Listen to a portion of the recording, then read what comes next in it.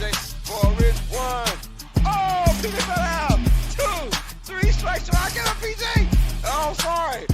I'm sorry.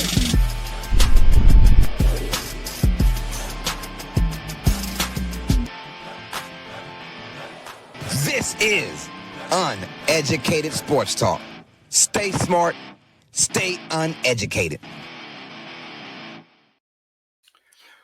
Welcome all sports fans and everyone across the nation. This is another blessed Tuesday night here with myself and our main man TJ for episode 69. That's right, everyone's favorite nasty number.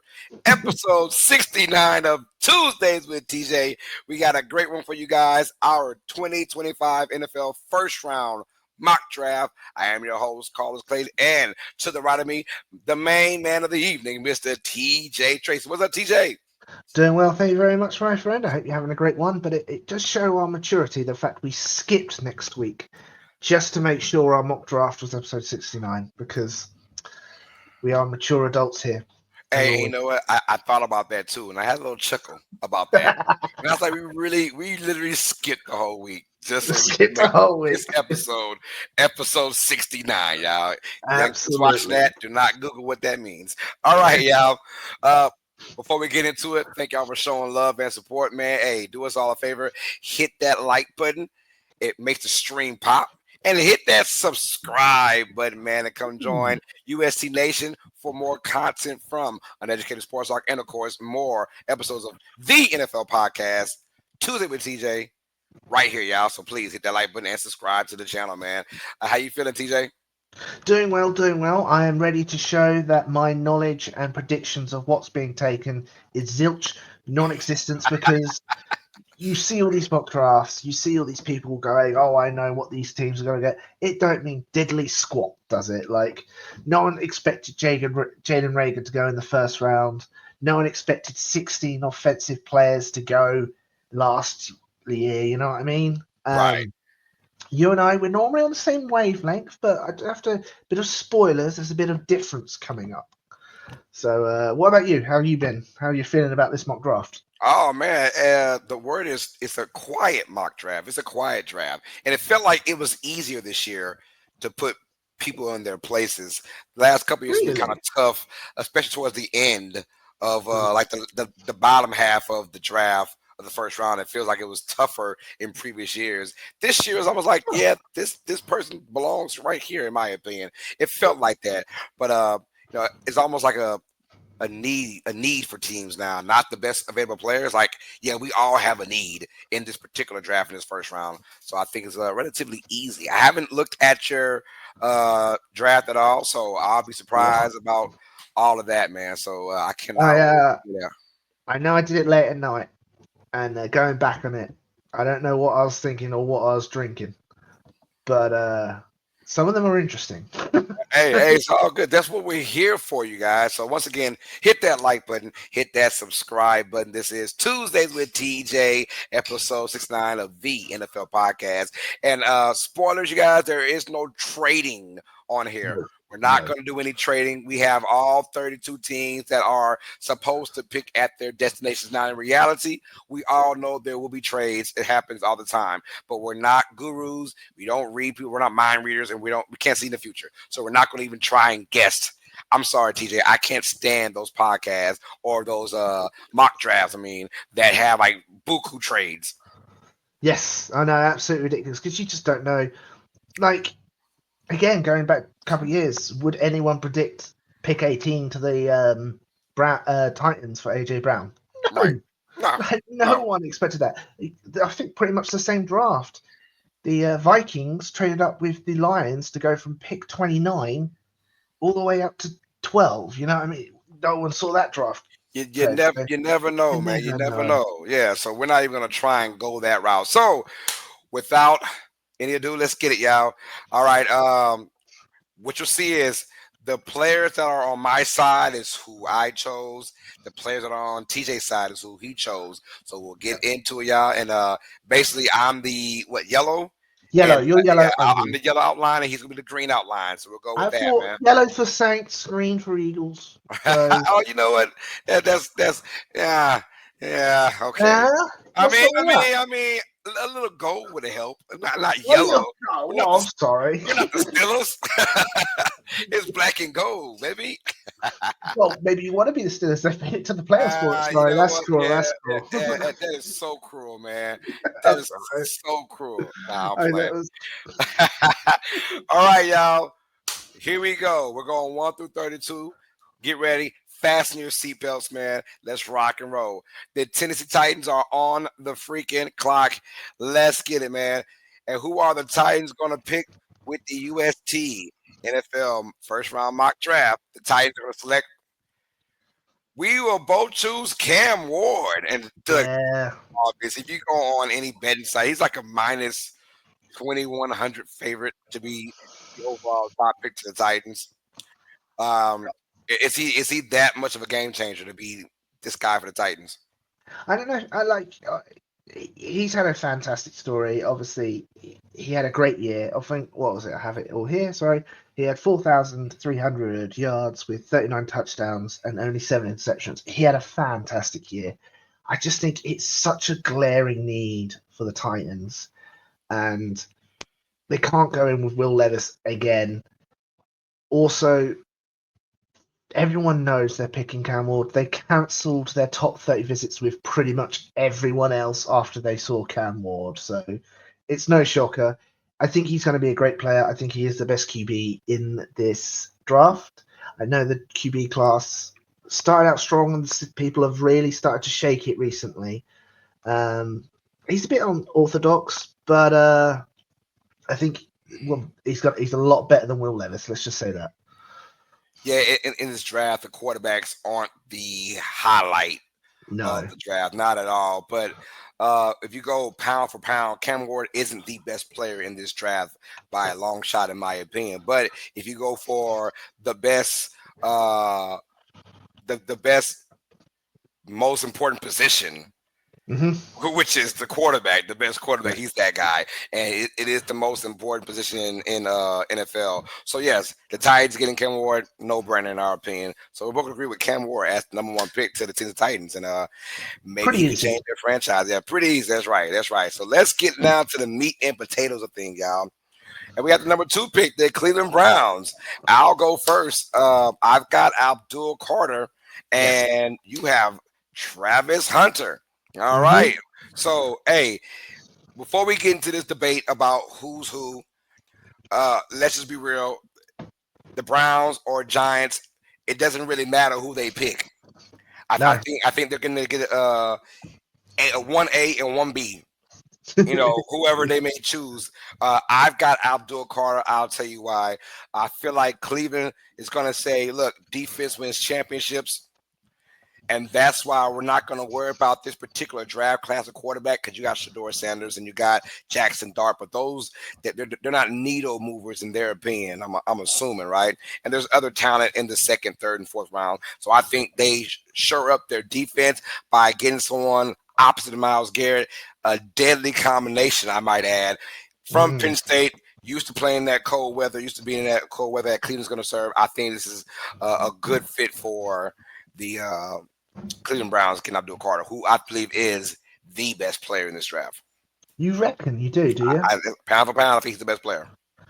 Fair. No, I agree. I do agree. It is close with, obviously, I've picked Travis Hunter. The Browns need both a wide receiver and a cornerbacks. I know they do have Jerry Jeudy, but he had an okay year last year with the Browns, but it's not like a for sure thing, where obviously Travis Hunter fulfills that role as a wide receiver, and the Browns GM has already gushed about him. He's already said that they will use him in both scenarios. So the team wants him to be that dual threat. Is it a dual threat? Yeah, dual threat. Yeah, dual threat. Yeah. So I think they're going to snap him up just because they've got so much holes to fill. Because it is, and obviously the money. Let's face it, they're screwed on money cap situations where if you've got a rookie that can fill 2 positions on those rookie deals, I think they can't pass it up. Gotcha. So I got Abdul Carter. He's got Travis Hunter, and I feel like we might be doing opposites on this next one. Let's go Oh. with the New York Football Giants. Let's see what we have in store. Oh, and I was completely wrong. My man, for the third pick in the NFL draft, the New York Giants are going to select from TJ Will Campbell, offensive tackle from LSU. I'm going to go with, I believe it's a safer pick, Travis Hunter from Colorado, the wide receiver slash cornerback. I'll let you go. Why Will Campbell at 3 to the Giants?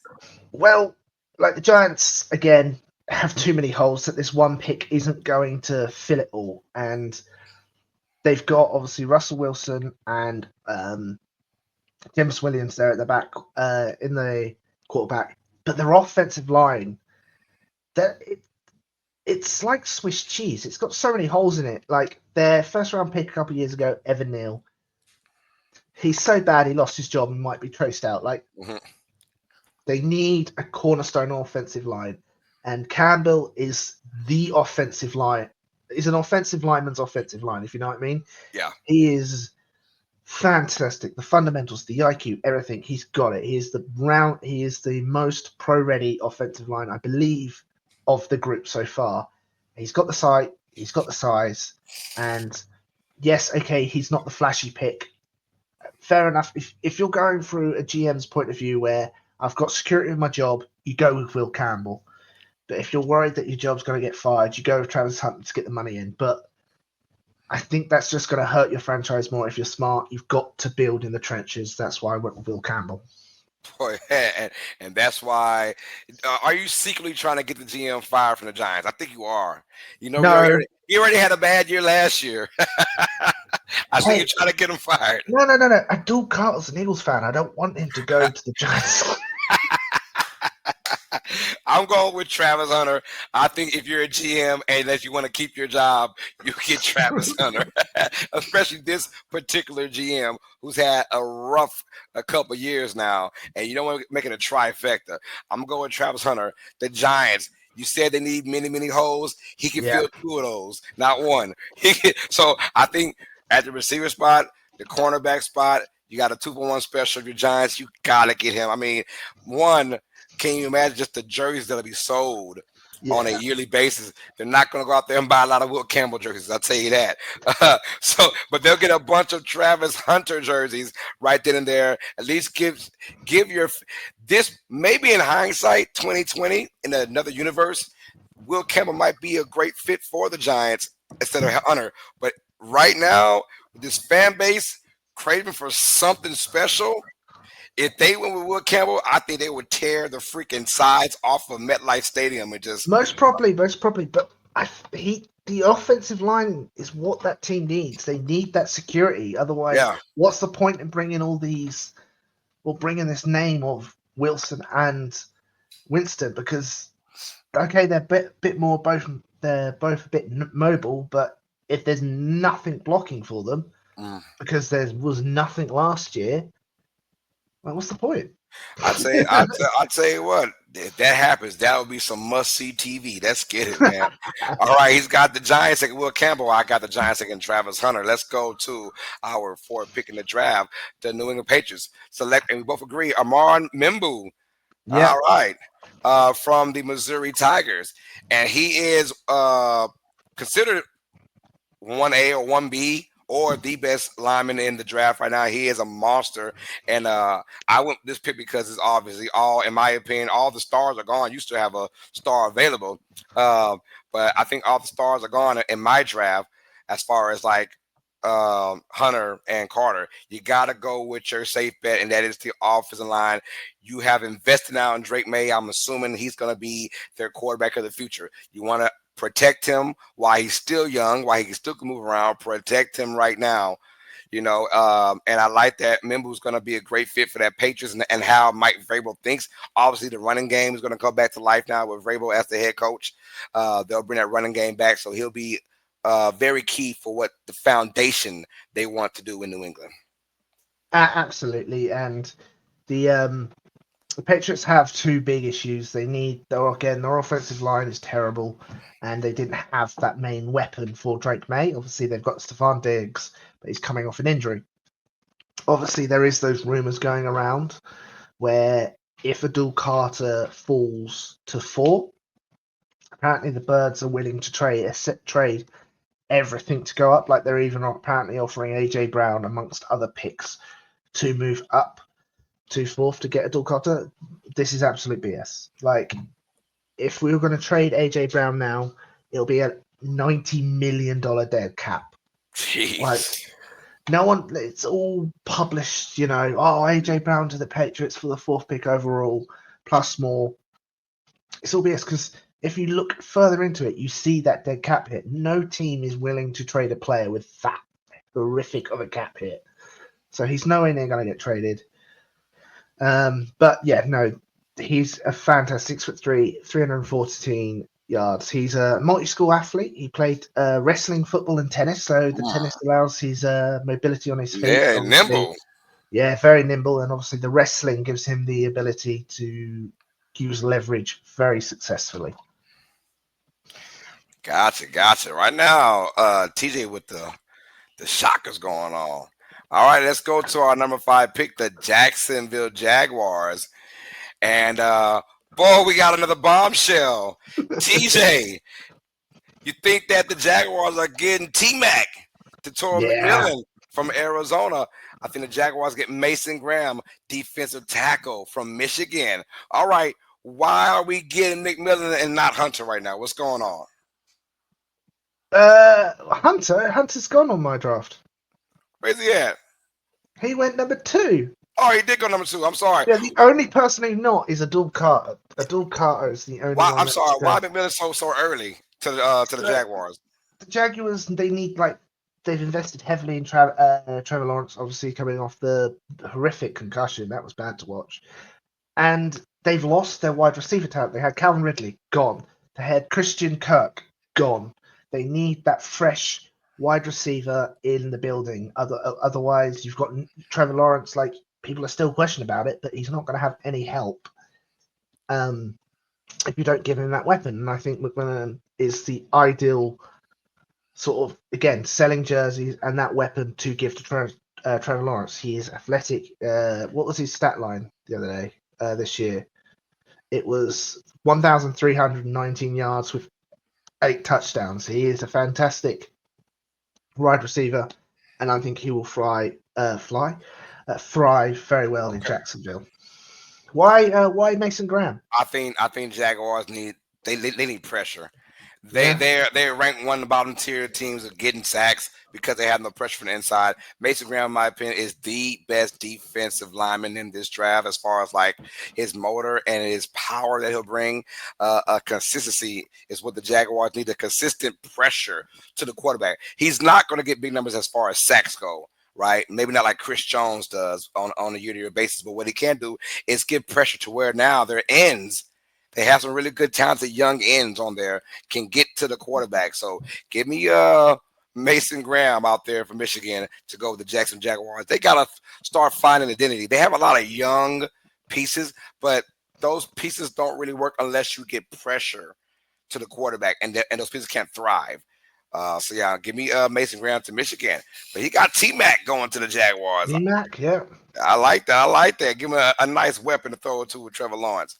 Absolutely. All right, at number 6, y'all, our UST NFL mock draft, the Las Vegas Raiders are on the clock, and they will select Ashton Jeanty. Yeah. All right, yeah, we both got the dynamic running back from Boise State going to the Raiders. I got him there because I really think that they need this piece. The Raiders have, like, literally, if you go besides Max Crosby, they have no name at all for the Raiders. If you think Las Vegas Raiders, you think of, and you're like, oh, they do have Max Crosby. No knock on Max Crosby, but He's just one guy. Now you get Ashton Genty where you can kind of build a fan base around him. He'll be indoors and he's got that power running. Let him have a decent O line or decent line to run through, and he is incredible. I think Genty's going to be a star running back if the Raiders allow him to be that guy, and I think he is a difference maker for this Raiders team. Absolutely.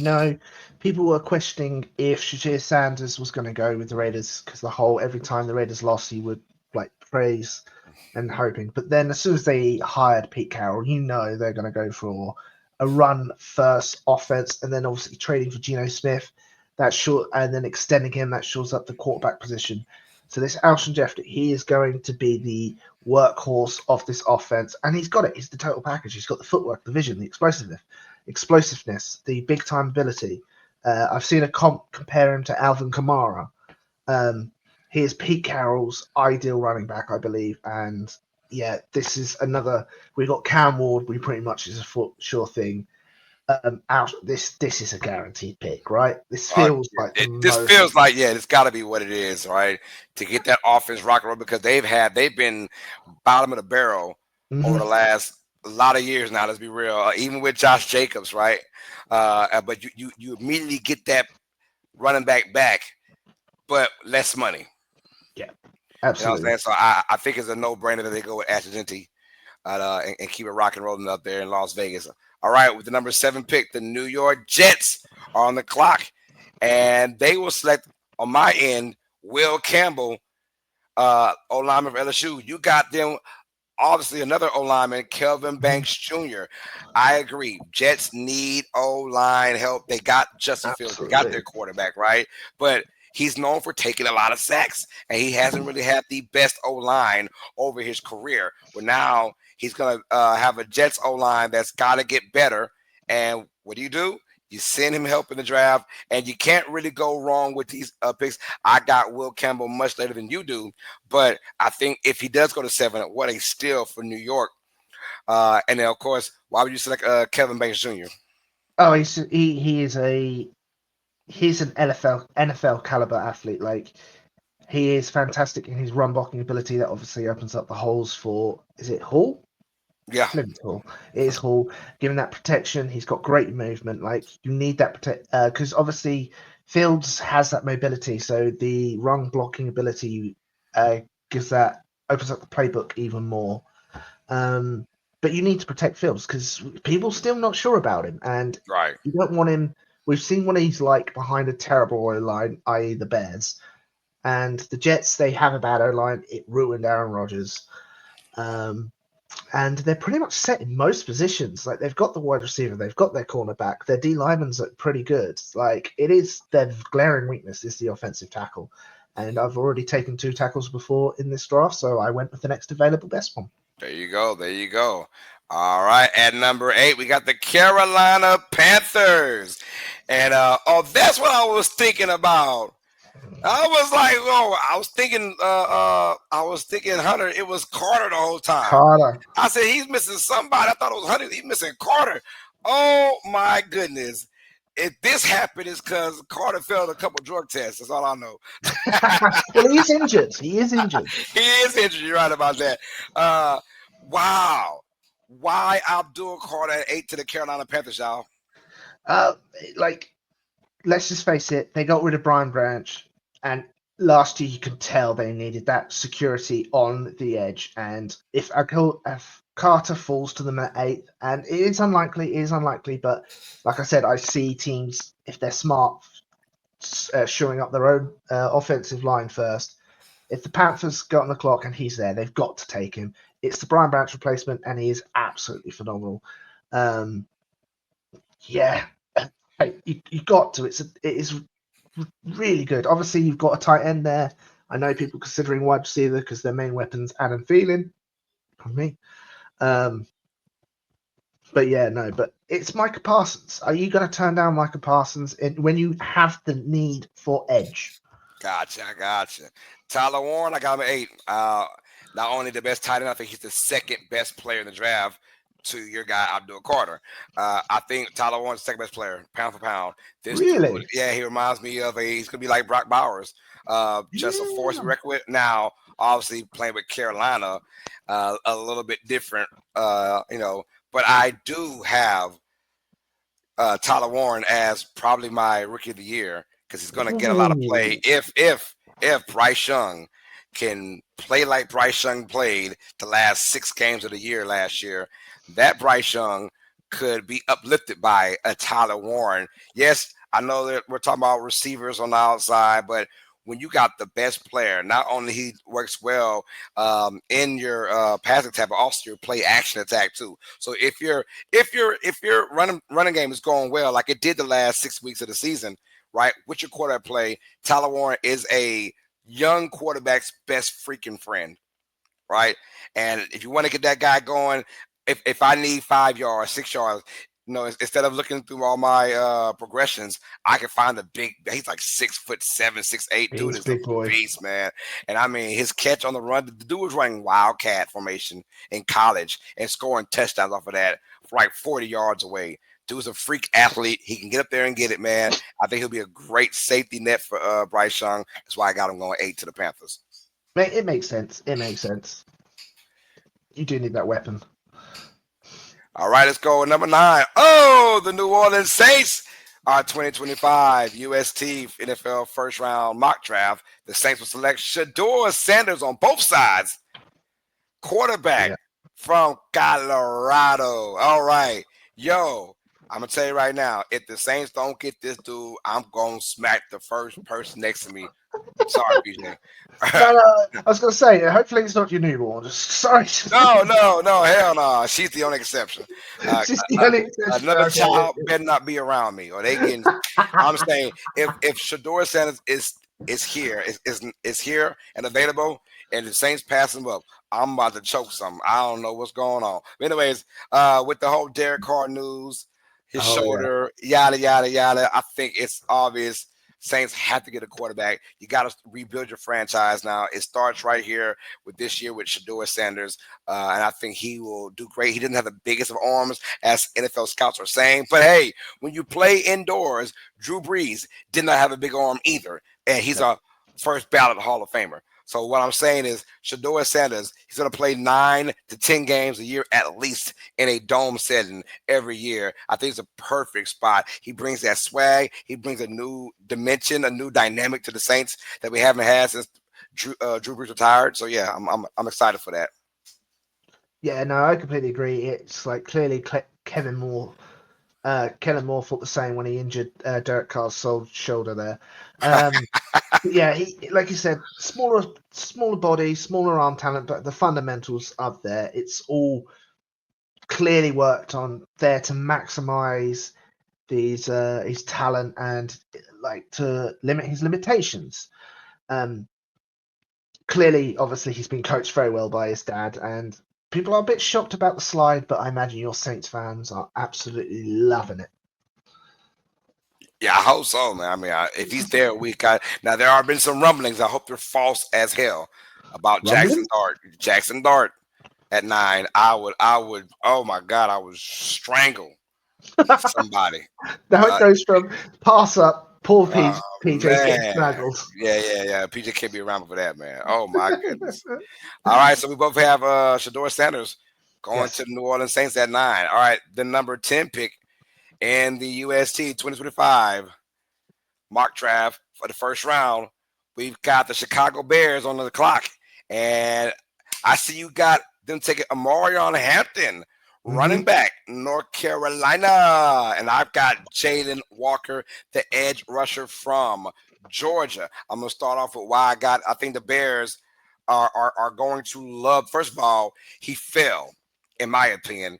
If he's here, I believe this is also a no-brainer to keep shoring up that defense. When you play in the NFC North, which sounds like it might be the best division now in football for another couple of years, if the Bears want to come on the rise, you've got to get to the quarterback and get out of there, right? So I feel like Jalen Walker, edge rusher, he's shown plenty of ability to get to the quarterbacks, and they need that in this defense. I understand that you're thinking, they might want to go offense, but with Genty off the board, I think they really don't want to get any other they got O-line from the free agency already. Why not go back to your defense? Young Jalen Walker, he can get to the quarterback, and I like that pick.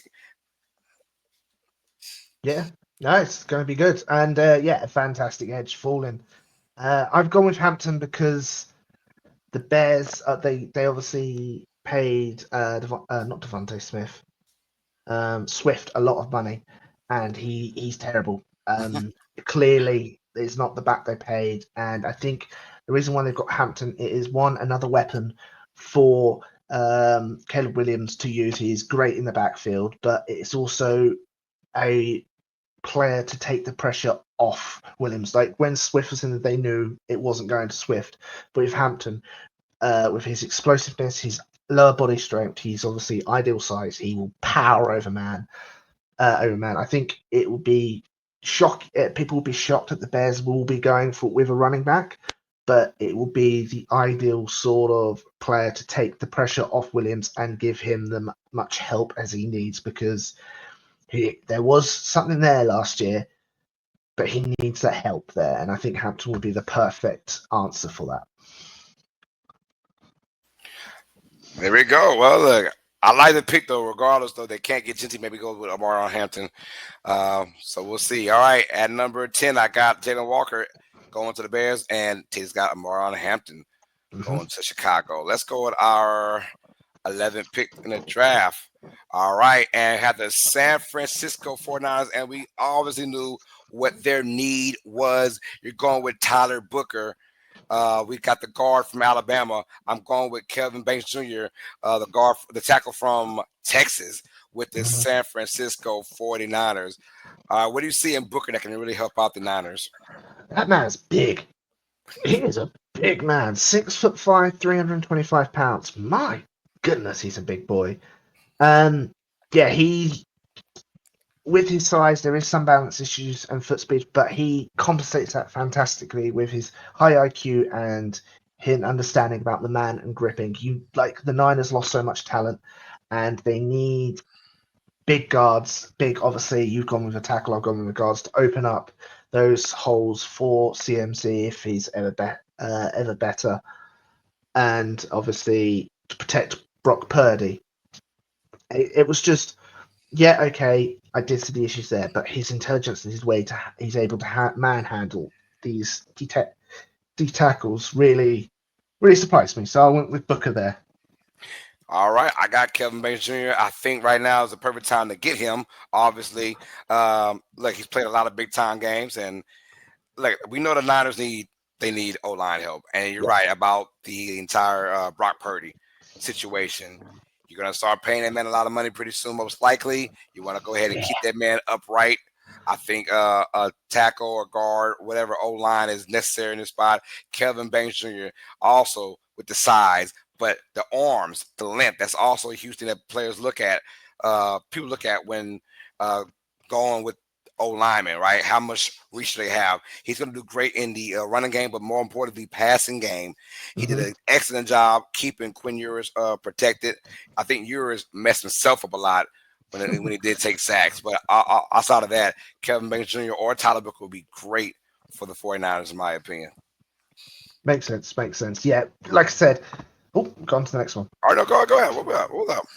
I was just saying, it's just we are but clearly on the both stage. Like the Niners are in a sort of rebuilding year, if you know what I mean.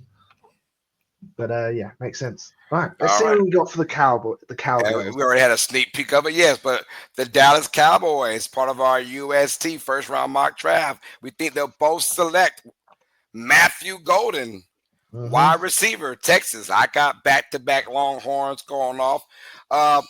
We got Matthew Golden. Look, it's obvious. You need someone on the other side of CeeDee Lamb. And there are other wide receivers that might be better than Golden. But as far as like you want a kind of a contrast or a difference between your X receiver and your Z receiver, right? It's got to be like CeeDee Lamb's smaller in stature. So you need a bigger receiver on the other side. And Matthew Golden is a great jump ball receiver, and he's a great go-getter. And I think he'll complement Lamb very well. And I think that Dak Prescott, as long as he's healthy, a weapon like Golden could do him some really, really good for the next couple of years, man. So that's why I got Matthew Golden going to the Cowboys. How about you? Yeah, no, I completely agree. He's the perfect complement to CD Lamb. His toe tapping and just his body control when it comes to those sideline catches is incredibly impressive, as well as his route running and his footwork. It is. I do see that he isn't a first. He isn't a wide receiver one. I do see him. He could be a real good. He is a fantastic wide receiver too, which is good because CD Lamb can't do it all himself. Right. And when he takes all the pressure, Golden will thrive in that situation right there. And we just saw last year when Lamb wasn't at his best or he was hurt. This was a different Cowboys team. Hmm. So they got to have that other receiver in our opinion. So we're both going Matthew Golden at number 12 to the Dallas Cowboys. At number 13, the Miami Dolphins are on the clock now of this UST first round NFL mock draft. You've got Josh Simmons, Yeah, the tackle from Ohio State, going to Miami. I also have O lineman as well, the guard Tyler Booker at 13 going to Miami. Why Josh Simmons with Ohio State? I loved his size, 6'5", 310 pounds, and his flexibility, his leverage, his foot speed, balance, handwork. It's all there. Fair enough, he is coming off a torn ACL, so it might affect his power in the run game. But his intelligence, his understanding of leverage is what you need. And I think you and I both agreed that the Dolphins need to go with offensive linemen here in this pick because you don't know how many years Tua Tagovailoa is got to play in this league if he keeps getting his head injured. Fair enough, he uses it as a battering ram, which is not the smartest idea, but you've got to protect your QB. You put all the money in. I think he is a fantastic size, build, everything for the Dolphins there. Gotcha. I got Booker because I'm not only thinking about protecting Tua, I'm also thinking about the running game and how they can advance that. And in order for these guys to find themselves with a deep playoff run, if they aren't the best team in the conference, right? And you got to go on the road, and most likely to a cold spot, you have to dominate the running game if you want to get that started. So I believe Tyler Booker is one of those guys who can dominate in the running game. So whoever the running back may be for the Dolphins, he can get going, which could probably get Tua going and that offense going. But right now, they have just sabotaged themselves the last couple of years playing in that cold weather. So yes, it's about protecting Tua. Can Tua protect himself? That's the bigger question. But obviously, Yeah. I think them recognizing we gotta get better in the running game later in the year for us to win these games, and maybe we can have home field advantage for at least one game. So I think I'm looking at bigger picture, getting a guy like Tyler Booker, man, because he's going to be dominant in the running game, in my opinion. Fair, I get you. Yeah, so you've gone with the ability to open in the run game. I've just gone full on pass protect. No Yeah, one's going to get past Simmons when the Tua's got the ball. and Simmons, hey, saw him, man. He looks good too, man. He's got some good feet too. Yeah, yeah. Hopefully his recovery goes well off the ACL. Right. All right, at number 14, the Indianapolis Colts are on the clock, man, and you're going with Tyler Warren, tight end from Penn State. I'm going with Will Johnson, cornerback from Michigan. Look, Will Johnson, if it wasn't for his injury last year, he would be a top 5 pick. Guaranteed. Might have been a top 3 pick, just being real. He was that damn good. When they won the national championship, he was that dude. He didn't play at all last year. He got hurt. But I think now with him at 14, the Colts get a steal right here because I think Will Johnson is my third best player pound for pound when it's all said and done. Yes, sir. And I think the Colts got them a great win because the Colts are looking at, well, a lot of it saying we need tight end. We need some kind of offensive weapon. No, when you're at 14 and your defense isn't the best defense in the world, bro, get you a shutdown corner. And I feel like Will Johnson's going to be that guy for the Colts to look. You got to stop Nico Collins. You got to stop Tyreek Hill. You got to stop some other guys in the AFC. It's going to be tough. So I think getting Will Johnson will benefit this team, man, barring injury. And I see you got Tyler Warren. Yeah. So late, man. That's a steal too. 14. That is absolutely a steal. But I've got a question. Can you name the Colts' number one starter at tight end? Is it Ali Cox? It's not Ali Cox. He's their third tight end. Oh, they got a lot of just like. I know one more, but I forgot his name though. Who is it? It's Drew Oligtree. Yeah, Oleg Tree. Yep, the Oak Oligtree. Tree. Like they need a tight end. They need Yes, that for sure tight end, and Tyler Warren is that. Like you said earlier, he's fantastic. 6'6", brilliant. He can do everything. He's fantastic in the in catching the ball. He's very good at the blocking. He should thrive in this offense. And obviously, you've got your QB, which is still quite questionable.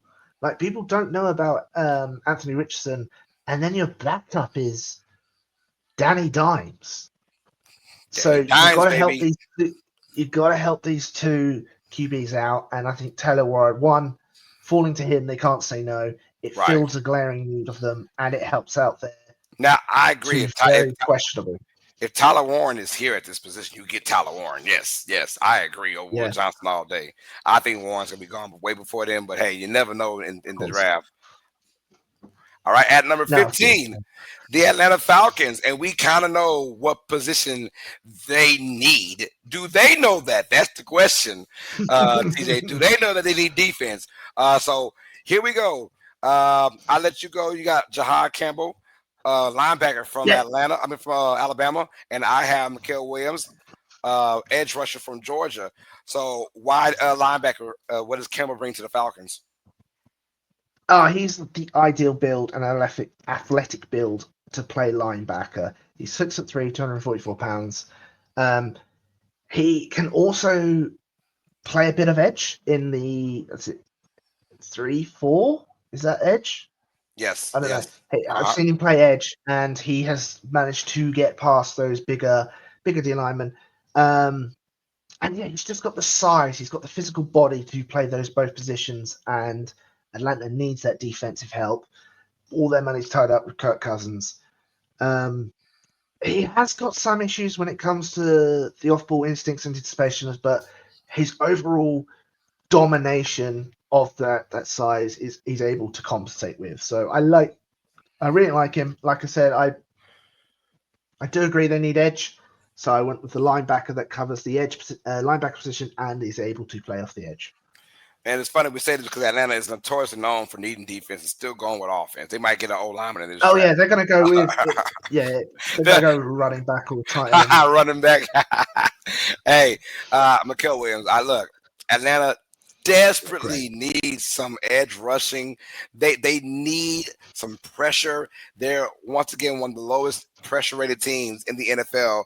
You just can't get to the quarterback, and they have some really good players in the secondary that they can showcase if they get better pressure. And I think this is a no-brainer. But, of course, I've been saying that about Atlanta for the last 4 years about no-brainers, right? A.K.A. Micah Parsons was there for you guys a couple of years ago. Just saying. And I'm like, This feels like, hey, it's another no-brainer. Mikael Williams is that guy. Look, he is raw. He's still a little raw, in my opinion. But you can teach that raw ability in the NFL. Absolutely. And I'd rather someone have a motor and be raw, than someone to not be raw, but you're not coachable. And I think if Mikael Williams is coachable and the Falcons allow this man to be who he is while being coached, that's gonna be a great piece for those guys. But you're right, the linebacker or edge rusher is much needed, and both those guys can rush regardless, though. So Atlanta, it's up to you. Defense. They're not going to go defense. They're going to go and get a wide receiver. Yeah, half to put money on it. Oh my goodness, I'll be I'll be happy, but I know Falcons will be sick to their stomach, bro. All right, let's get into it. And before we start, just know that we know none of this will be accurate at all. Except for Cam Ward going to the Titans. So bear with us, you guys. Yeah, and well, maybe I don't know. I would love to think Genty, but I have no idea. It sounds like guaranteed, but I'm only guaranteeing Cam Ward. That's it. That's it. Fair enough. Fair Only enough. guaranteeing that man. Mikael Williams, Jahad Campbell going to the Falcons at 15, according to me and TJ. All right, let's go now. We're at the halfway point, number 16. Doing well. Arizona Cardinals. And me and you both have the same idea. Jahdae Barron, the Yep. cornerback from Texas, is going to Arizona. And I love this pick for the Cardinals, man, because they need more playmakers. Buda Baker cannot do it all by himself. And I always felt bad for Buda because maybe it's because I saw him on Hard Knocks, and maybe it's because he's just a great guy, and he's like the only piece on defense for the Cardinals these days. And I'm looking at him like, yo, this dude needs some help, man. He can't do it all by himself. Jahdae Barron brings that aggressive style of cornerback play. He's a go-getter. See ball, catch ball, right? Or see ball and bat ball down. He's that kind of guy. Now, he can get beat on double moves a lot. But I think for the Cardinals, that shouldn't matter. You can still teach that as well. But I would rather a guy be aggressive than a guy be non-aggressive and just give it the big play. No. Sometimes I will sacrifice the ability to have interceptions, and every now and then you get beat by a double move. So give me Jahdae Barron. I think it's a fit very well with the Cardinals. Absolutely. Absolutely. And he is, I know the word versatile is used too much, but he can play safety, wide corner, nickel corner. Like his intelligence, his instinct, his anticipation is all there. This is the corner you want. I believe he'll start straight away. No need to rush, worry about rushing him in. It is true. We've seen him get burnt a bit too much, but that will come with film and obviously learning the game and what players. So the talent's all there. If he can just get over that, he will be a terrifying problem for most wide receivers in the NFL. Let's go. We both got Jahdae Barron from the Texas Longhorns going to the Arizona Cardinals at 16. All right, now we're past the halfway point. Let's get into a number Halfway. 17. The Cincinnati Bengals are on the clock. Our UST 2025 first round mock draft. From my side, the Bengals select Walter Nolan, defensive tackle from Ole Miss. You got Mason Graham, defensive tackle from Michigan. I'll let you go. Why Mason Graham? Because right now he is fallen. He's falling. He's falling for you. He's falling. Yeah, well, the Bengals have to go defense here, right? Yes. They have to. All their money's locked up in the QB and two wide receivers. And why Mason? He's fast, he's violent, he's relentless. He can stop the run with his fantastic strength. Fair enough, his arms are a bit short, apparently, according to Pro Football Focus. But he has an incredibly high floor and an incredibly high ceiling. Like he is what you need to be in that defensive line. Yeah, and they have to work. His explosiveness on the first step is just beautiful. I doubt he'll get hit 17, but the way my draft rolled out, he did. And obviously, you and I both agree. Walton Nolan, fantastic. I am fantastic player as well. People have Walton Nolan going this high and then further. So why do you love him so much? Oh man, one, we know if there's any need for the Bengals, it's obviously on the defensive side, and of course with their best player on defense, Ray Henderson, still not liking where he's at right now, contract wise. You need some pressure from the Bengals, man. Look, if you want to win games, you got to play both sides of the ball. And the Bengals can play one side very, very well, and they suck right now on the other side. You've got to find pressure. Walton is a big guy. He's played a lot of big games against really, really good old linemen in the SEC, and he knows how to use his hands. I like his arms, long arms for a defensive tackle, and he knows how to use them too. And I've seen him just like judo chop guys, he knows that judo chop move when it comes down to trying to stop a pass rusher. I'm loving what I see right now. If the Bengals get him, that's a really good pick at 17, but it's obviously a much needed spot for Cincinnati. But yeah, which is fair. Like everyone's pretty much on the same conclusion. They have to go defensive here, and that otherwise they're going to have to then they're going to score 90 points and lose by 93. Like everyone's under the same, made the same joke. That's what's going to happen. But yeah, so Yeah. I'll take over. Oh, there you go. You sound better. No. So yeah, I say I definitely agree. Yeah, I agree. They need help on the defensive side badly, man. And getting that D tackle is going to make sure that they solve some, not all problems, but at least some of their problems. Yeah. All right, let's go to number 18 now. Our 18th pick in the UST NFL mock draft, the Seattle Seahawks select my side, Kenneth Grant, D tackle from Michigan. Your side got Mike Green, edge rusher from Marshall. Shout out to Marshall out there. Why go with Mike Green from Marshall for Seattle? What's their philosophy right now? You need to, like you and I both agree, it's on that defensive line. They obviously they have their. I was thinking offensive tackle here, but most of them have already gone in my draft, and I think their next desperate position is on that edge line. They need to get to the quarterback in their games. Green is fantastic. His pass rush moves are great. Not fully mastered, but he's close. He is great size with 6'4", 248 pounds. Obviously, he has the allegations of the. They're not even allegations because he wasn't even charged. It was off the field issues, let's just say that, which forced him to leave and move other things. But his talent's there. It's just you've got that off the issues. But I like what I see, and I see the Seattle's picking him up. I really do. And what you believe they were going to go with D tackle with Kenneth Grant? Yeah, I think they're going D tackle. One thing about Seattle is they're not good with stopping a run. And this big dude, albeit he is still young, but he is powerful and he is known as a run stuffer. I like Kenneth Grant. Him and Graham were dynamic together over the last couple of years, and now they're both going their separate ways. But Kenneth Grant, if it wasn't for Mason Graham, Kenneth Grant might be a bigger star and might have gone further in the draft, higher in the draft, excuse me, maybe a top 10 pick. But Kenneth Grant, he's going to show the world why he belongs at 18 as a first rounder to Seattle. I feel like his ability to stop the run, because Seattle they just plain old suck the last couple of years now. Look. I mean, they're coming a new style now. They're pretty sure on offense. I believe they think they're sure on offense, right? Sam Darnold might come in there and change things up. Hold on, who's the quarterback for Seattle? Donald.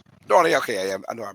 I'll make sure. I said that don't sound right, but it is right. It's weird, isn't it? Yeah. I was like, Sam Darnold, right? Yeah, Sam Darnold there, and they might share things up on offense, so they're definitely going defense on that side because they have a lot of young talent on defense, and it's just hard to really figure it out right now. They haven't figured it out. But I think Kenneth Grant, look, once you get the the D line set up just fine, everything else will play in order from linebacker to your secondary. Yeah, absolutely. Yeah, I love this pick. I think I love both these picks. Yes. And honestly, Mike Green, I got him going later, but I think Mike Green, if done right, in the right position, he's going to be a star. He's going to be a star. Yeah. He's going to be a superstar, bro. Like nasty. All right, going to the 19th pick now in the UST NFL mock draft. The Tampa Bay Buccaneers are on the clock, and I'll go first. Wow. I got him getting a wide receiver. I got to get him T. McMillan, Torrey McMillan, wide receiver from Arizona State. You got him getting Jalen Walker. Yes, I am curious why you went wide receiver, because obviously Goodwin's come back, Evans is still there. Evans still there. Godwin's come back off of another injury. And I know they gave him a 3-year deal, but I'm pretty sure it's not a lot guaranteed, and I'm pretty sure it's not a lot of lockup money. I think McMillan's going to be there because, one, outside of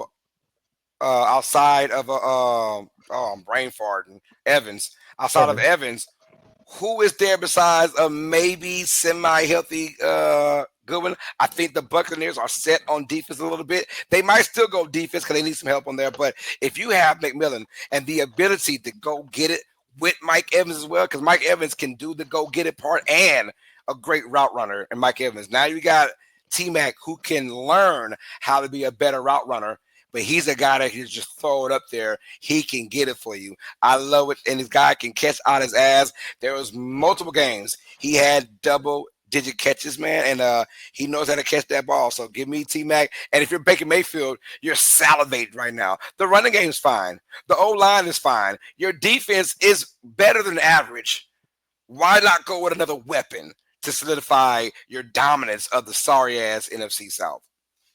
Fair enough. I get it. I get But it. you I get got it. Jalen Walker, man, and I feel like Falling. he won't fall that far. But if he does, that's a great pick for the Buccaneers. Yes. Oh, absolutely. You can't turn him down. He's physically gifted. He's fantastic. He's versatile.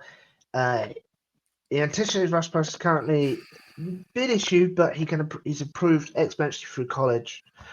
He's explosive, his pursuit, his lateral stiffness, everything is just what you want to see in an edge player. And yeah, like you got the Buccaneers, you do have that lacking in edge, and you've got the big man in the center of Vita Vea. If you've got Walker coming around the edge, you're laughing kind of attitude. Nasty, nasty.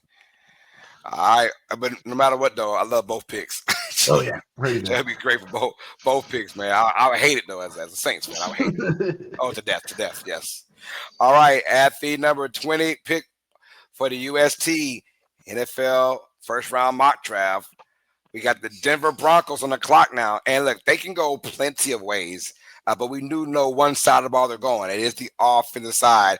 I got them getting Amarion Hampton, running back from North Carolina. Come on and raise up. Yeah. And then you got Luther Burden, the third from Missouri, going to the Broncos. Yes. So I'm going to ask you, why go with Luther Burden out of those that receiver mash? So I wanted to give them a time when I originally got to the Buccaneers. I wanted to give them a run back. Openly admit, but obviously I'd already given after Hampton and Genty. I didn't see any other running back sort of worth the first round pick. The reason why I went with Luther Burton, they have Cortland Sutler, who's aging. He did well last season, but he was injured, and they've got Mims. They need that other options. Okay, Burden didn't have the most productive college, but he is explosive. He is powerful. He's got great balance. He can move sort of so swift as soon as that ball's snapped, if you know what I mean. Right. He was a multi-sport athlete. I can't remember what his thing was. But soccer. His other talents. But I think this, yeah, I think his will be such a compliment to those other wide receivers. And if Sutton does move on at the arch of this year, which I kind of see him doing, Burden will be such a great fit to replace even the second wide receiver. But he is able to succeed in any position. He can go in the slot, he can go outside, and I think they will go offense. And I see Burden. I think this is a bit of a reach. I know this is sort of my lad McConkley from last year, but I do like it. No, I like Burden, but obviously explosiveness. That's the one thing the Broncos lack in their offense. They're not explosive at all. There's no one that scares you to take the top off. Amari Hampton could change all that for the Broncos right now, especially at the running back position. Give him a little bit of daylight, and he is gone. He's very explosive, hard runner, and when he gets ball, he sees touchdown. He sees the end zone. I like him as a Bronco, and I think that running game, look, if they get that running game going on, I believe they have the defense. They've got the great mind in Sean Payton, and they got Bo Nix, year two Bo Nix, who had a very, very good rookie season last year, so give me Amari Hampton because he's a very explosive, and that can get the Broncos, instead of going all these 10 plus play drive the Broncos had last year and a ton of those, it would be nice to have a 5-play drive, for a touchdown, right? It'd be nice to have that, right? I think Hampton brings that kind of energy and intensity and explosiveness for the Denver Broncos. So I got Hampton going to the Broncos. You got Luther Burden, receiver and running back we got for the Broncos. But we do know one thing. Broncos need some offense bad. All right, let's go now to our next pick. Absolutely, they need. Yeah, what is the next pick, sir? My bad. All right. At the number 21 pick in the UST NFL first round mock draft, the Pittsburgh Steelers are on the clock. My man, you got him going with a quarterback, Jackson Dart Yeah, from Ole Miss. yeah. I got Emeka Ibuka, wide receiver from Ohio State. I'll go mine first. Hey, I think you would think Of this is the course. spot for the quarterback, and everyone's linking Jackson Dart to the Steelers, and I can understand why because he's a quarterback, and the Steelers suck at that position right now. I think though, regardless who they're going with, I think they got to go with playmaking. Now they did the great thing by getting DK Metcalf. I like that, right? And then I think getting another receiver, because one thing we've seen for the Steelers they've been lacking is a great receiving core over the last couple of years. They try and just put thing one and thing two together and make some mashup. It's not working over there. Well, you get who I believe is the best receiver in this draft as far as a polished NFL ready receiver. He's the best in my opinion, which is Emeka Ibuka. And let's be honest, Ohio State, they have a plethora of wide receivers that go to the NFL and have success in the NFL. He will be another one, barring whoever's playing quarterback for the Steelers. So give me Ibuka, and I think they'll worry about their quarterback position a little later. Why Jackson Dart? The question marks out like so much. You had the whole hype about Aaron Rodgers coming to the Pat McAfee show all last week, and it was all hot air. They're so handcuffed by this one quarterback position. I feel like they have to go out and just secure something. If it is Dart, cool, and Aaron Rodgers signs, let Dart learn behind him, let him develop because he has got some issues, but I still think he's got that natural movement, that just that anticipation, that mobility when plays break down, who should be able to thrive even in a system that's sort of struggling to find its identity, if you know what I mean. If Aaron, okay, you've got DK Metcalf and you've got those options there, so that should help with his development. But I think if you're the Steelers, you've got to at least have an option because they've got no one. Carl Rudolph, no. At least it answers it. And the quarterback is so bad, you said the man's name wrong. It's so bad. His name Mason Rudolph. Not Carl Rudolph. Mason Rudolph. Mason Rudolph. And I feel like I'm still saying it wrong. Is Rudolph his last name? It is Rudolph, yes. Yeah, Mason Rudolph. He's not the guy, man. He's not the guy. He's your number two. Not the guy, though. We'll find out if it's Rodgers or somebody else. But I think regardless, though, you say, damn the quarterback. We'll get our weapons. Worst case scenario, we'll get our quarterback in the future, maybe in round 2 or next year. I don't know. Which is fair. I just think Dart is one of those prospects where he's either going to go in the first round or early second round. You've got to take you either risk it or you just shore it up. So that's why I'm going to go in 21. Gotcha. All right, let's go with our 22nd pick of the 2025 UST NFL first round mock draft. And the San Diego Superchargers, now known as Los Angeles Chargers, will be on the clock. And you got them getting Emeka Ibuka from Ohio State. I got them going with a tight end, Colston Loveland. We haven't mentioned his name yet, I believe, right? No. So first time mentioning Loveland? All right. Yeah. So why receiver, why Ibuka for the Chargers? I know it's obvious they need offensive weapons. Absolutely, they need offensive weapons because the one they drafted in the first round a couple of years ago, I can't even remember his name. It's that bad. Quentin Johnson, I know. Yeah. Quentin Johnson, that's it.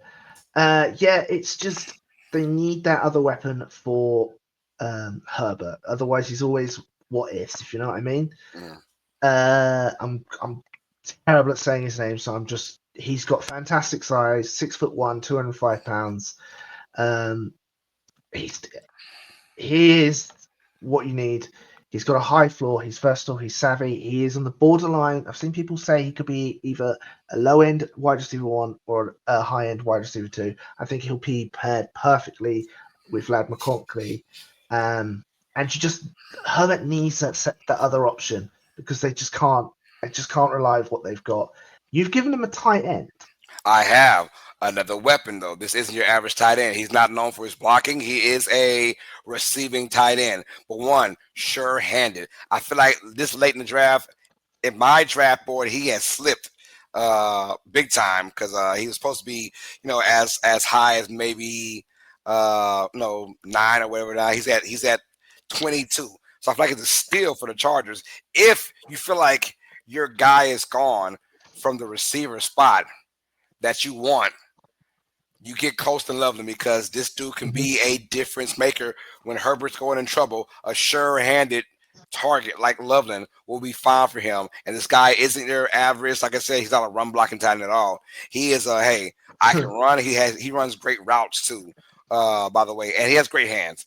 Loveland can catch anything, and I like this spot just to give Herbert another sure target, man, because the Chargers need that in the worst way, and we all know why. Yeah. Big plays, third and short, and guys can't catch the football.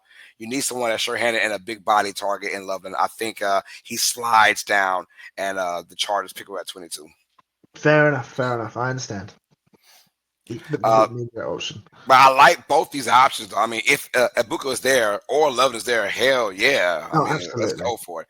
All right, at number 23 of our UST NFL first-round mock draft, the Green Bay Packers on the clock, and you got them going Will Johnson, cornerback from Michigan, and I got Jahad Campbell, linebacker from Alabama. And it feels like every year the Packers are getting a linebacker or something, but it's just something about that revolving door. Yeah.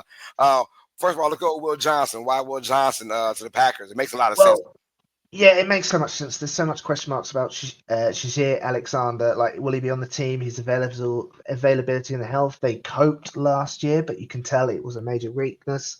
Where Will Johnson will shore that up with he's obviously long, lean.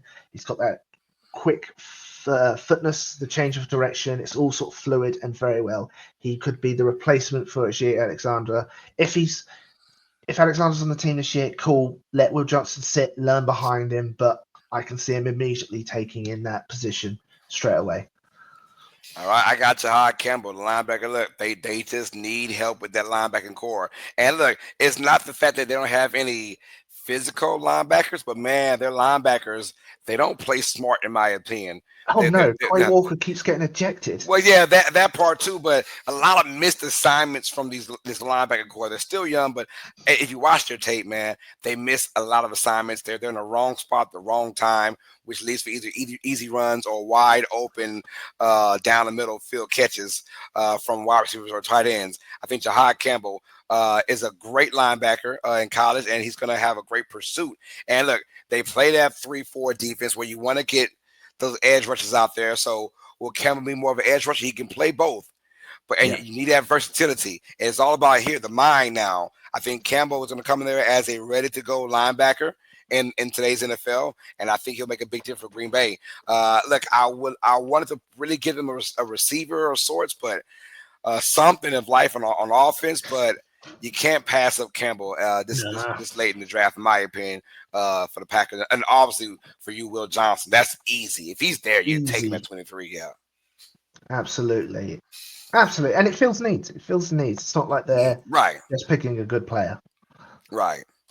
Because once you can start getting to the last quarter of teams, which are your final 8 teams, pretty much, or your final 10 teams. It's almost like who just the best player or the best player for that need, whatever. It's absolutely. It's kind of a safe bargain. This draft seems to taper off a bit at the 20s. Right. You have to say.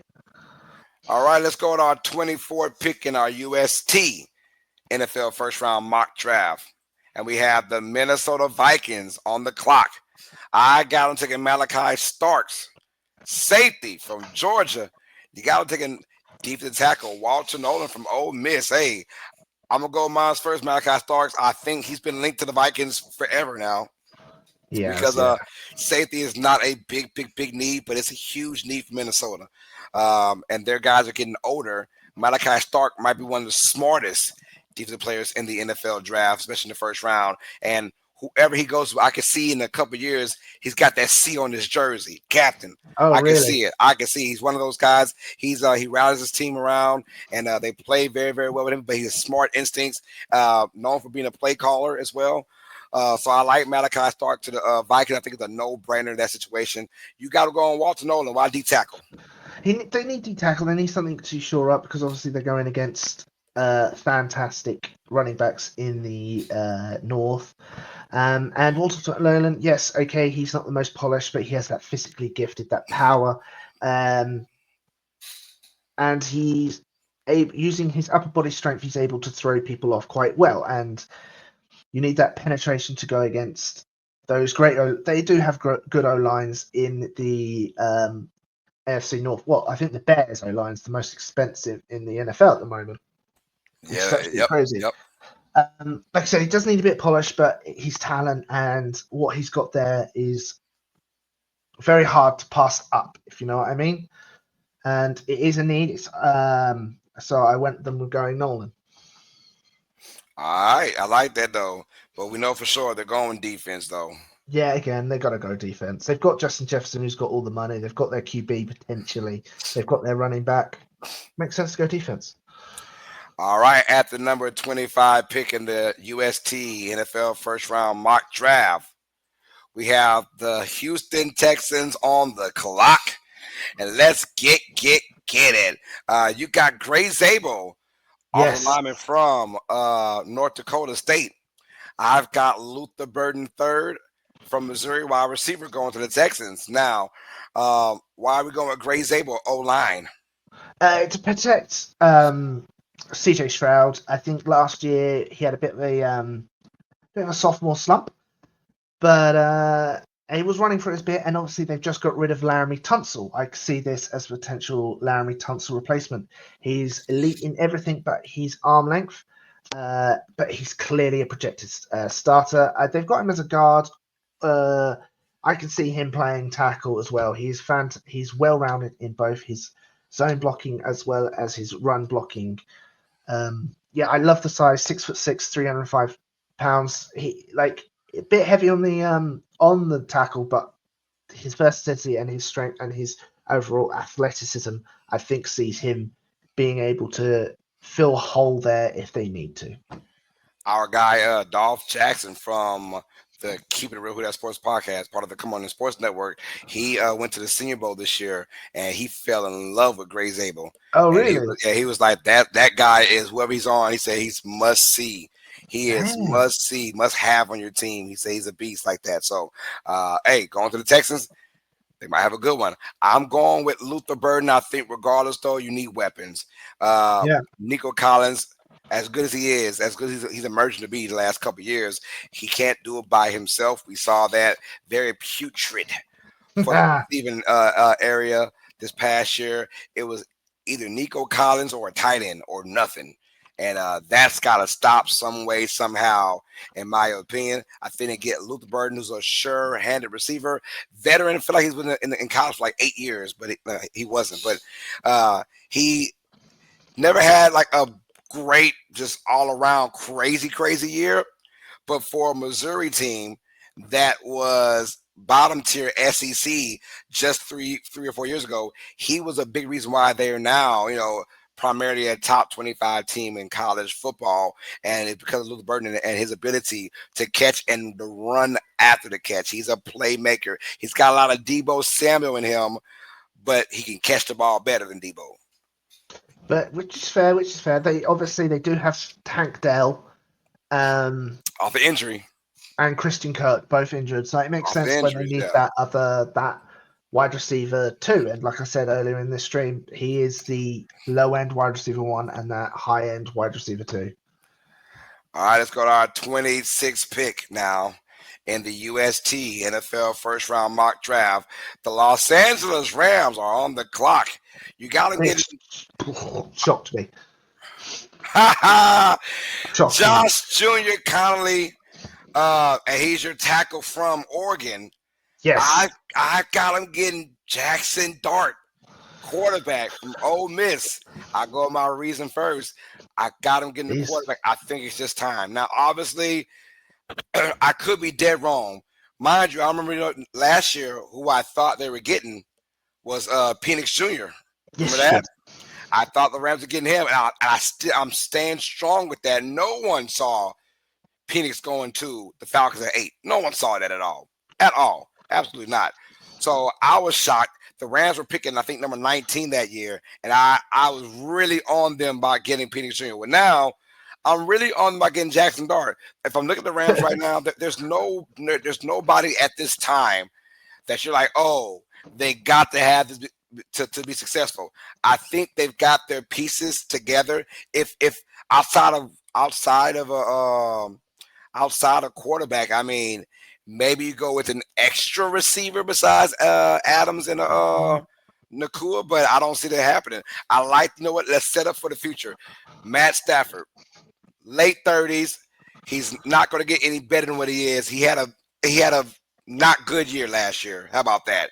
It wasn't great. It wasn't good. It was just decent, but he didn't have to play that way because of their good running game and their stellar young defense, right? So I'm saying, yeah, it's time to prepare for the future. Now, Sean McVay is a weird kind of guy. I don't think he gives a damn about the future, honestly. I think he cares about right now because he's also a guy always teetering about retiring and all that kind of stuff. So maybe he wants to win right now and he says, screw the quarterback position. I got my quarterback in Matt Stafford. I would die on that ship. That's probably what he's saying. But I think if you're a smart franchise, you get a guy like Jackson Dart, and he can sit behind Stafford for 2-3 years, and then boom, when Stafford retires to the age of 40, you got your franchise quarterback, hopefully, for the next 15 years in Dart. Which is fair. I understand the pick now. It's just the reason why I've gone with the offensive tackle is Sean McVay is a win now person. He threw away first round picks like there's no tomorrow. I see this as him trying to win now. Their season ended with a sack to Stafford and pressure so far up the middle that Stafford overthrew. The offensive line is still weak, and I believe Conley can hold that.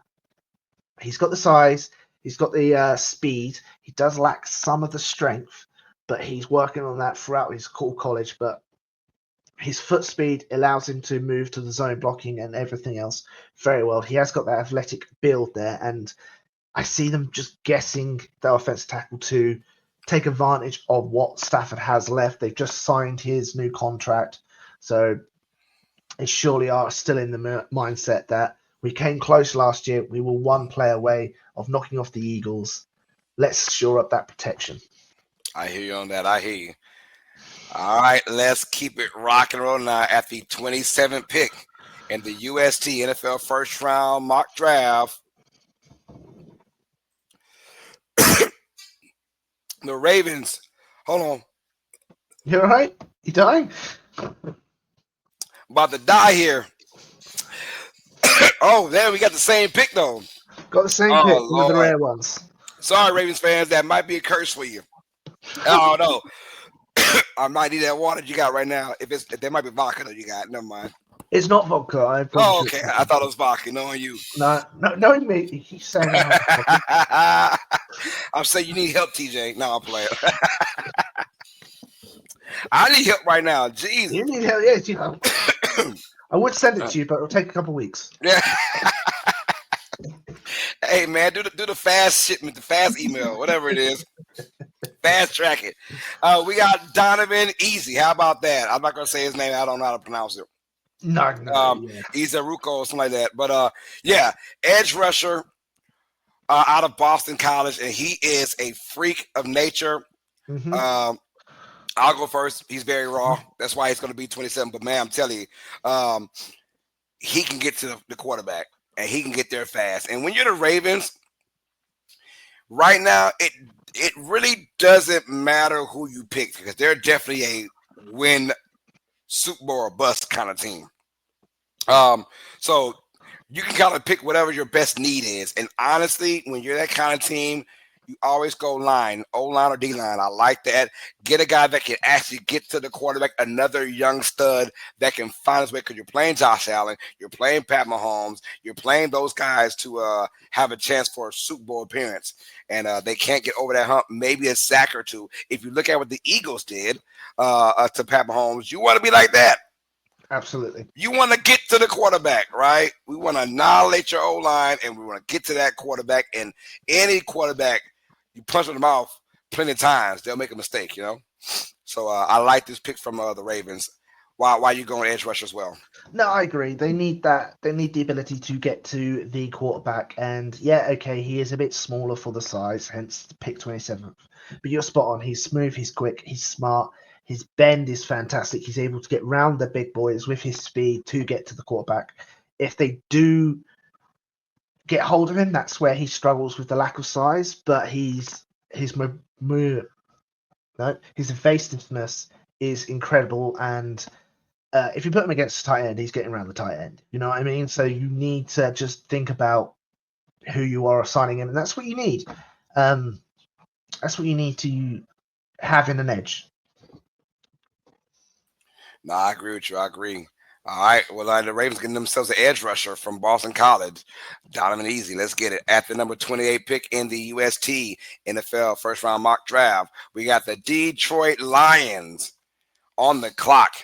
You got him getting James Pierce Jr., edge Yeah, rusher from Tennessee. I got him going Shamar Stewart, edge rusher from Texas A&M. So we got two edge rushers from the SEC, and we feel like this is a position of need, or when you say the Lions and need, it's not that many needs on that team, but hey, getting to the quarterback, they would love to get to Jaden Daniels. I know that. Uh, yeah, they would have loved that. So yeah. I see why this is a definite need for the Detroit Lions. Why James Pierce Jr. I think what his size, he's massive. He's height is 6'5", 203, but his movement is someone like 3 feet smaller. You know what I mean? You know what I mean? Um, he is fast. He is twitchy. He's able to move his feet as well as his hands at that uh, lightning speed where he can attack. He can sort of knock offensive linemen away because of how precise he's able to move. Um, he's also got that flexibility. I saw someone says his ankle flexes like you've never seen, which is a Come weird on, saying. come Yeah, on. weird saying. You don't want the ankle to flex in a certain way. But we both agreed that the Lions need an edge player to compensate Hutch. Hutch is obviously coming off the injury. Hopefully, he recovers quickly. But having either one of these at the other end, it will be terrifying for most offenses. Yeah, I agree with you. Look, you can't go wrong with either pick James Pierce or Shamar Stewart. Both these guys incredibly gifted to get to the quarterback. Shamar Stewart, every time I watched Texas A&M play, he was always creating havoc. I remember that game against Notre Dame earlier in the year. He was always in the backfield. Mind you, that same Fighting Irish team made it to the championship game, but he was causing havoc against that really good O-line. And of course, being the SEC, putting pressure on all these teams. Shamar Stewart, man, he's got a motor like no other. I love watching him. But James Pierce Jr., also another great end of the first round pick. So whoever the Lions get in this spot, it's going to be worth it in my opinion. Absolutely, and yeah, clearly we both agree with their position of need. All right, the 29th pick in the UST NFL first round mock draft. We got the Washington Commanders on the clock. And I'll go first. They're getting James Pierce Jr. You had him going to the Lions. Well, I got him going one pick later to the Yep. Commanders. You got cornerback Trey Amos from Ole Miss too. I'll go with my pick first, James Pierce Jr. Hey, look, when you're Washington, I liked it because one thing they do need is still more defense. We know their offense is Yeah. clear. Their offense is clear. And when you have an obvious need at your line to create pressure, because we all saw it's a copycat league. In order to defeat the Eagles, you got to do what they did to Pat Mahomes. You got to get some. So if you're the Commanders, if you want the ability to go to the Super Bowl, you got to go through the Eagles, right? You got to get to the quarterback when the quarterback is dropping back. So I feel like that's definitely why they're going to get James Pierce Jr. or any kind of edge rusher, in my opinion, because you got to get to the quarterback. Your offense is good. Your defense needs some help still. As good as a season they had, there was a glaring weakness of getting to the quarterback, and I think James Pierce is going to be that guy for Tennessee. No, that makes sense. Obviously, I believe they released Chin, right? Chin's no Yes. longer on the team. So it makes sense to the edge. I went with Trey Amos because they went with a corner 2 years ago, Emmanuel Forbes, who's not even on the team anymore. He was burnt by AJ Brown. And I see Trey Amos as sort of a similar replacement. Yeah, okay, he hasn't got the explosive of the seed, but his floor is you guaranteed to be a high end CB2, potential to be a very good CB1. But he's got the ideal size. His movement skills, and the cover scheme is very versatile. He can move across the entire field. Yeah, his enthusiasm with tackles as well. A lot of Washington, especially in that NFC Championship game, is they couldn't tackle anything. They really couldn't. AJ Brown going for not AJ Brown, Saquon Barkley going for that first touchdown. There was 4 or 5 guys that got hands on him. They couldn't finish it off. Where Amos, he's got the enthusiasm. He's great at that just wrapping up that tackle and preventing any further. So that's why I went with Amos there to replace Daniel Fords, and obviously the East has got those weapons Right. as wide receivers. I like that pick, though. I do like Trey Amos. I like that pick. Yeah, no.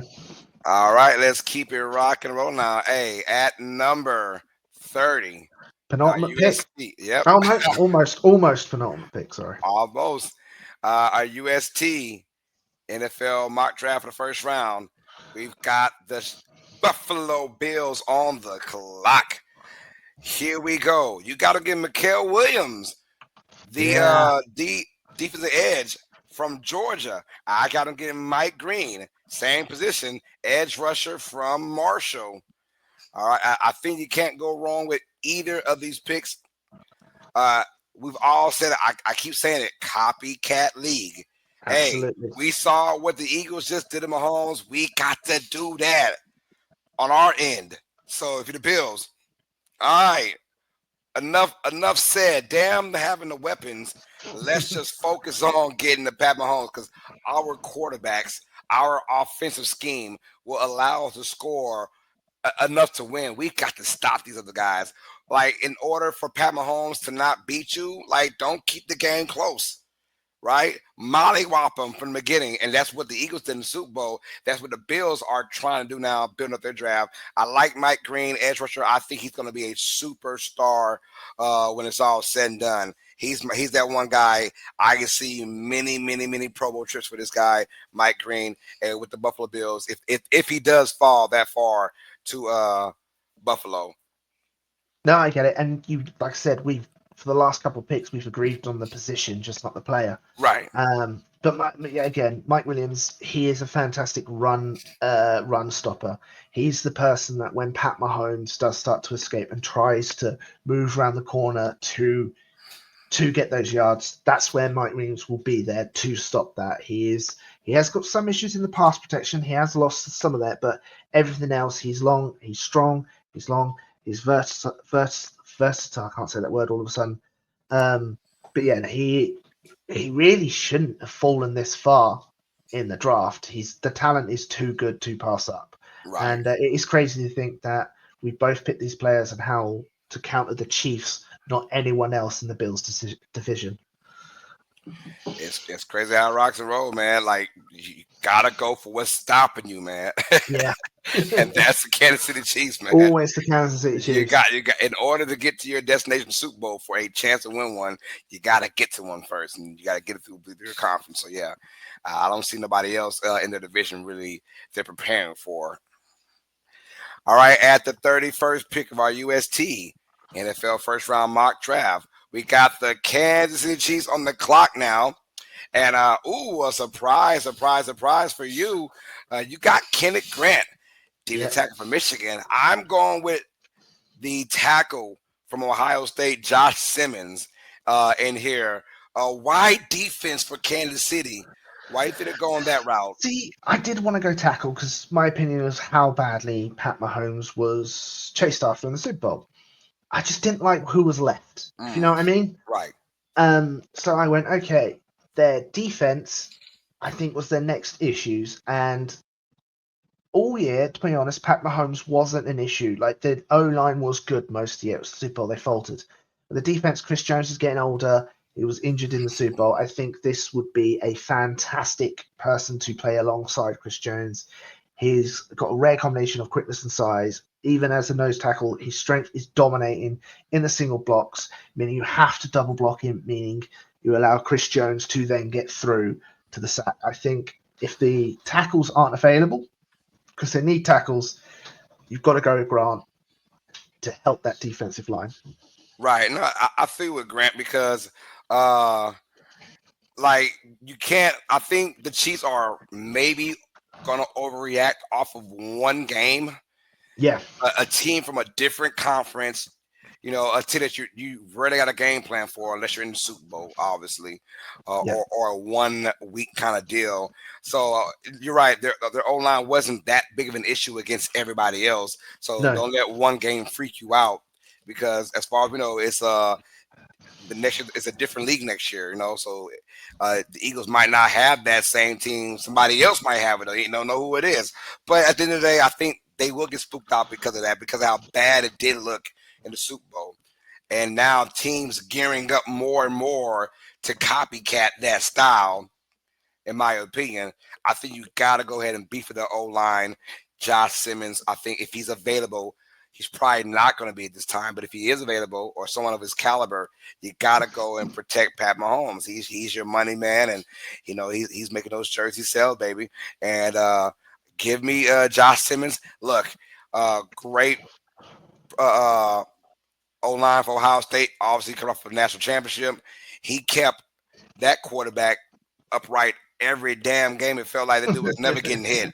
Right, and Johnson was a big part of that. He's got a long reach and he's got strong hands. I keep hearing, and once he gets a hold of you, it's very, very tough to get off of him. So that's someone that Pat Mahomes desperately needed in the Super Bowl, But he'll have him for at least for the regular season, right? So I think they go O line position, but of course I can see them going maybe D tackle because you don't want to overreact off of one game.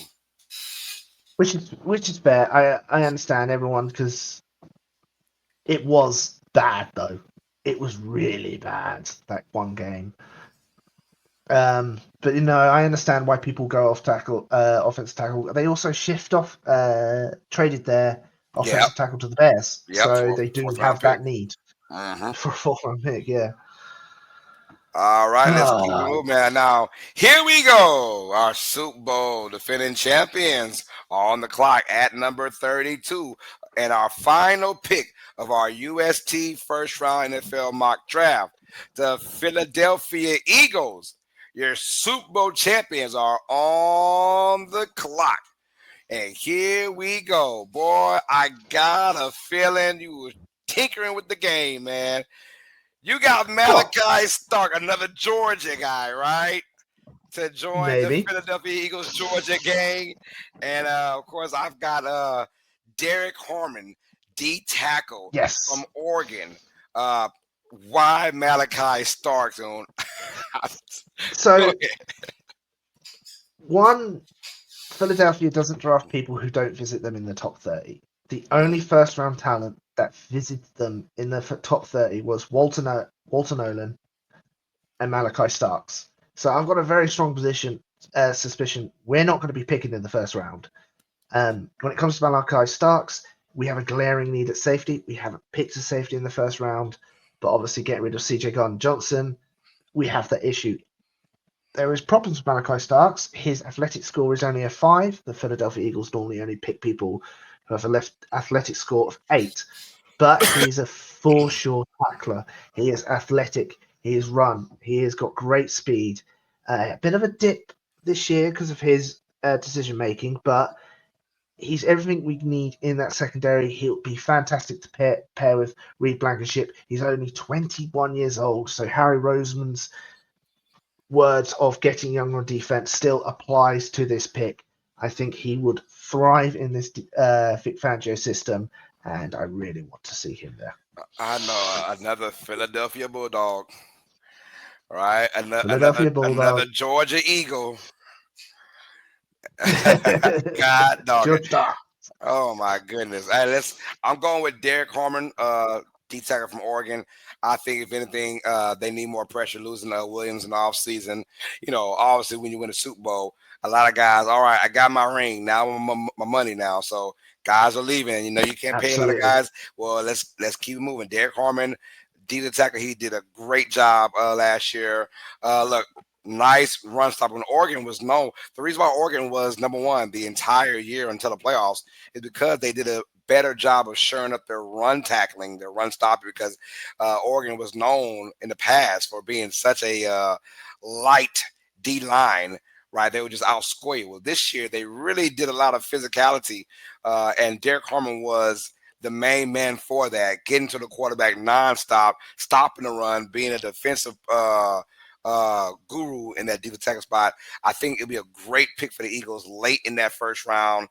If they choose to even stay in the first round, this will be a great pick for them going forward, man. I get it. And yeah, we do need that D tackle help. I do like it. I just don't think he visited, if you know what I mean. That's the reason why when it starts is he sort of ticks all the boxes. But I like the pick. I really like the pick. But I put money down that we're not picking at this position. Oh no, I'm not gonna bet with that. I promise you that. I am not gonna bet with that. Oh no. No. No. All right, y'all. Well, that was But all yeah, 32 picks, man. And absolutely. we we both can guarantee this is not going to happen at all. Oh no, absolutely. We've wasted your hour and a half so We far. sure did waste an hour and a half. We apologize for that. Sorry, not sorry. But any last words, TJ? No, it's going to be fun. I am looking forward to the first round. I think this is the first. Personally, for myself, I really did struggle with this. Um, I think it can go either or at all, but it's going to be fun. Drafts are always fun, aren't they? Just They seeing are. the trade, seeing what Yeah. happens, seeing your new. It's like seeing your new toys to play with, isn't it? Right. And it's like, Right. oh, who we get to play with this year? Right. No, Um, you're correct. yeah. So, what about you? What any last words or what you think about Nah, this this is draft gonna be so a great far? draft. This is one of the more I think obvious drafts. Like I don't think it'll be too much surprising except for the trades, right? Um, there's a lot of Yeah. teams that do need a similar skill set on their team, a similar position. So I can see trades going down. I see a lot of teams going down this year, and like your Eagles might be getting out of the first round. I see a lot of those teams doing the same thing, going down.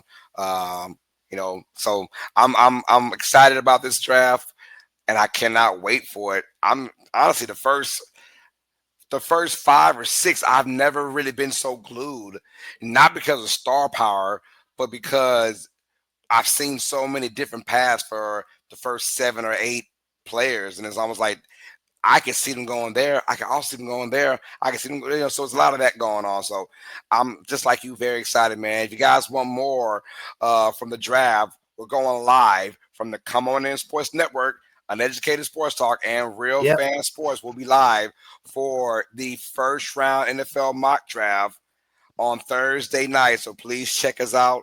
TJ, are you involved with that? You coming through?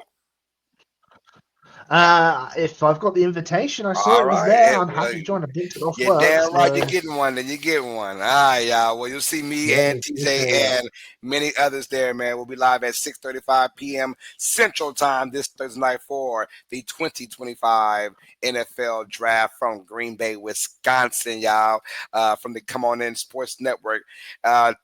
Thank y'all for showing love and support, man. Hit that like button on your way out. Hit that subscribe button if you're loving what you're seeing for more great content from Tuesdays with TJ and much more from Uneducated Sports Talk. This is another episode of Tuesdays with TJ, episode 69, as a matter of fact, for the NFL podcast. This was our 2025 UST NFL first round mock draft. Hope you guys enjoyed it. I'm your host, Carlos Clayton. To the right of me, the main man, the myth, the legend, Mr. TJ Tracy. And last words, TJ. Stay safe in this crazy world, and I hopefully see you guys on Thursday night for some fun times. Let's go. All sports fans, you guys know what time it is. Stay smart, Stay uneducated. Peace. Love you, mama. Love you guys well. All right, TJ, have a good night, brother. Have a good night.